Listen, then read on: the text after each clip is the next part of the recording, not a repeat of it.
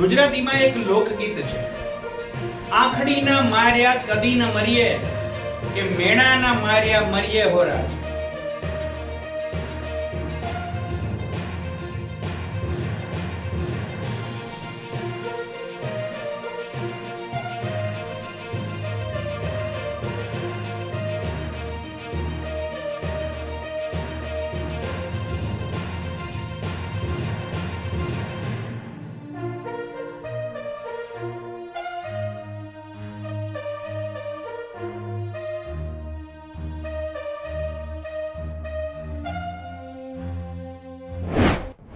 આવી જ કંઈક ઘટના આકાર લઈ ગઈ વડોદરામાં.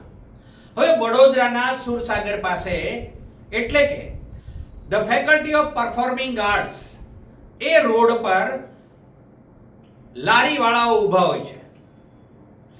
પાણીપુરીની લારી, ભેળની લારી, ભજીયા, દાળવડા, પેટીસ, ભાજી પાઉં, અસંખ્ય પ્રકારની ખાણીપીણીની અહીંયા એક અકથિત ફૂડ બજાર છે. હવે થયું એવું કે વડોદરાની એક મહિલાને પાણીપુરીનો એવો ચટાકો લાગ્યો કે સુરસાગર ઉપર પાણીપુરી ખાવા ગઈ. અને થયું એવું કે ગણતરીમાં પાણીપુરી વાળાએ કંઈ ભૂલ કરી હશે અથવા મનમાં મહિલાની ગણતરીમાં ભૂલ થઈ ગઈ હશે. કારણ કે એને તો આ લજીજ વ્યંજનમાં રસ હોય, કેટલી ખવાઈ ગઈ એનું ધ્યાન ન રહ્યું.